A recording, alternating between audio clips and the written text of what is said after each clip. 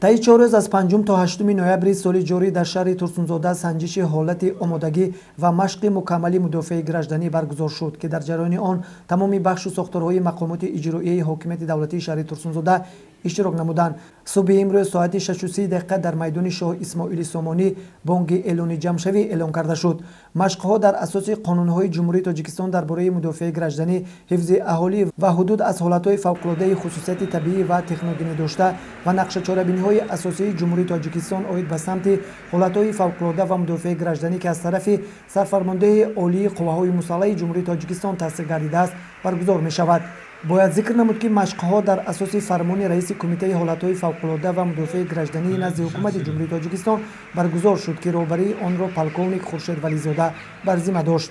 дар ин муддат ҳайати афсарони Кумитаи ҳолатҳои фавқулодда ва мутахассисони шуъба дар ташкили машқи мукаммали мудофиаи гражданӣ ва омодасозии қувваи воситаҳои мудофиаи граждании шаҳри Турсунзода саҳми муносиб гузоштанд.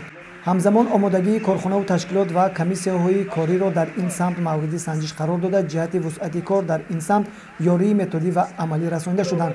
дар давоми машқҳо муайян гардид, ки ҷиҳати бартараф намудани ҳолатҳои фавқулодда то чӣ андоза омода буданд, сифатан барои гузаштан аз замони осоишта ба давраи ҷангӣ то кадом андоза тадбирҳои зарурӣ андешида шудааст.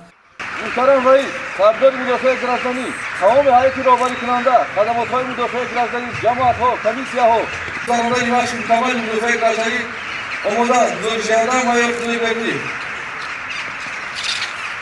Озод! Озод! ҳамчунин рафти чорабинии мазкур муайян намуд, ки омодагии ҳолатҳои фавқулодда ва мудофиаи граждании корхонаҳу ташкилоти ҳудуди шаҳр дар кадом сатҳ қарор дорад. ҳамчунин имрӯз аз тарафи корхонаҳу ташкилот то чӣ андоза омода буданд ё набудани онҳо ба ҳолатҳои фавқулодда дар якчанд ҷамоатҳои деҳот ҳолати санҷишӣ баргузор карда шуд.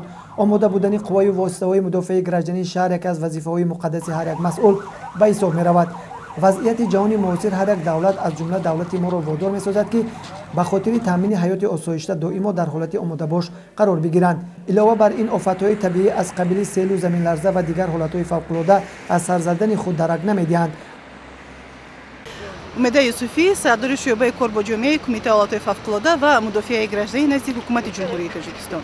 Бояд қайд намуд, ки чорабинии мазкур, ки имрӯз дар ноҳияи Турсунзода шуда истодааст, тибқи нақшае, ки аз ҷониби асосгузори сулҳу ваҳдати миллӣ, пешвои миллат, президенти Ҷумҳурии Тоҷикистон муҳтарам Эмомоли Раҳмон ҳанӯз дар аввали сол ба имзо расида ва тибқи иҷрои ин нақша аз ҷониби Кумитаи ҳолатҳои фавқулодда дар якҷоягӣ бо зернизоми ҳудудии ягонаи ноҳияи Турсунзода, ки имрӯз дар ноҳия фаъолият дорад, ин машқи мукаммали мудофиаи гражданӣ баргузор шуда истодааст. бояд қайд намуд, ки ҳадафи асосии баргузории ин чорабинӣ ин дар мадди аввал санҷидани тамоми восита ва қуввае, ки дар дохили зернизоми ягона ворид мешавад ва аз он ҷумла омода намудани аҳолӣ барои тайёр будан ба ҳолатҳои фавқулодда ва аз он ҷумла бартараф намудани он. бояд қайд намуд, ки машқи мукаммали мудофиаи гражданӣ дар ҳудуди ноҳияи Турсунзода ва дар маҷмӯъ дар Ҷумҳурии Тоҷикистон дар 25 соли охир бори аввал шуда истодааст ва имрӯз тамоми қувва ва воситаҳое, ки дар ноҳияи Турсунзода ҳастанд, онҳо ҷалб гаштанд ва машқи имрӯза он ҳадафҳое, ки дар пеш гузошта буд, онро ноил гашт.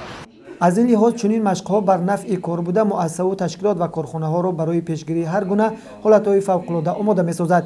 бояд зикр намуд, ки барои дар сатҳи баланд гузарондани чорабинӣ оид ба ҳолатҳои фавқулодда ба раиси шаҳри Турсунзода сипосномаи Кумитаи ҳолатҳои фавқулодда ва мудофиаи гражданӣ назди ҳукумати Ҷумҳурии Тоҷикистон тақдим карда шуд.